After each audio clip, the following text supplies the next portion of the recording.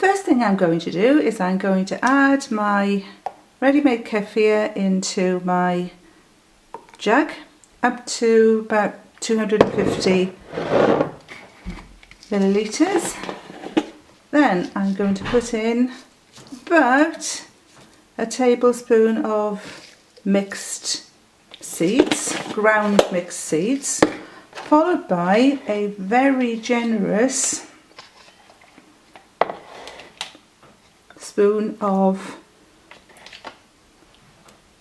fruits. Next step is I'm going to take my blender, put it in, and blend.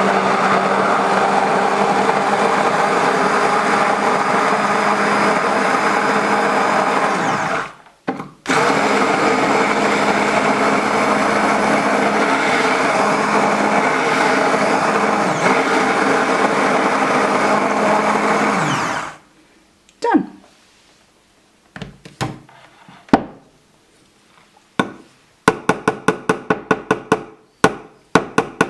Now I quite like the seeds in my kefir because I think it's good for fibre and everything else, but if you're really odd about it, then just do it with pass it through a sieve. But look, you get a lovely thick